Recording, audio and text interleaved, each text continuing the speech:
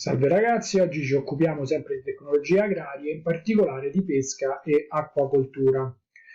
Che cos'è la pesca? La pesca è quella parte del settore primario che si occupa della ricerca e della cattura di pesci e molluschi ai fini di vendita, quindi non si intende la pesca sportiva. Con che metodi viene praticata? Con gli ami, quindi abbiamo qualche esempio, da quello più semplice a quelli un po' più ricchi e colorati per attirare maggiormente i pesci, sono le esche. Qui abbiamo anche un esempio di multi-ago. Oppure abbiamo delle trappole, sono delle costruzioni cilindriche con all'interno chiaramente una rete che ha però una forma a imbuto. Il pesce o il mollusco può entrare, ma una volta arrivato in fondo poi non può più uscire. Qui ne abbiamo anche multitrappola e questo è un esempio reale.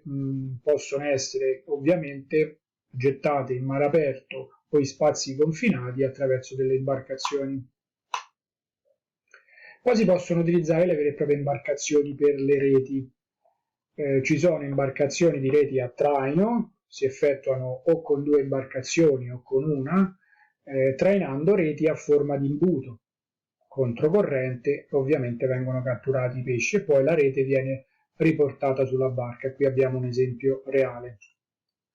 Ci sono quelle a circuizione, che è un metodo di circondamento per pesci a banchi, quindi si individua il banco di pesci che si sta muovendo in quest'area, dopodiché viene gettata la rete e la nave fa un giro su una circonferenza immaginaria per tornare al punto iniziale. I pesi che sono nella parte bassa della rete la fanno scendere, quando si è tornati sul punto iniziale si chiude la rete e la si tira su come un sacchetto, catturando ovviamente il banco di pesci. Poi ci sono le reti di posta che vengono invece tenute in maniera rettilinea con delle zavorre, quindi con dei pesi.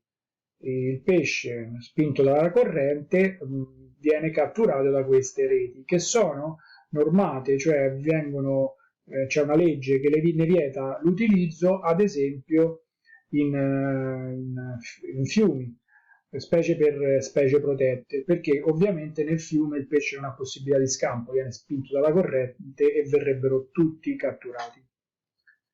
L'acquacoltura invece è l'allevamento di pesci e molluschi, quindi non è la cattura di pesci e molluschi liberi, ma è un vero e proprio allevamento. C'è l'allevamento di animali, abbiamo visto la zootecnia, e c'è l'allevamento di pesci, si chiama acquacoltura.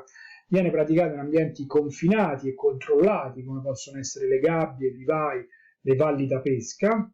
In particolare le valli da pesca sono scavate in zona in prossimità della costa, quindi vicino al mare aperto. Qui l'ambiente, l'habitat è naturale, perché ovviamente è a contatto con l'ambiente esterno. Il pesce si può muovere liberamente all'interno di queste valli, ma non può mai uscire nella parte di mare aperto. Questo è ovviamente quello con cui l'animale ha il contatto più simile all'ambiente naturale, mentre invece in questo sono vere e proprie vasche, piscine realizzate ovunque. Però possono anche essere messe in mare aperto. Si parla allora di maricoltura, che sono enormi gabbie in mare aperto, ancorate sui fondali. Ovviamente qui l'habitat è molto più simile a quello naturale per l'animale. Oppure i nuovissimi aquapod, questi possono essere posizionati in qualsiasi zona del mondo, sono componibili, sono gabbie sferiche componibili grazie a queste travature reticolari. Ovviamente qui il pesce può vivere nel suo ambiente naturale. Alla prossima lezione.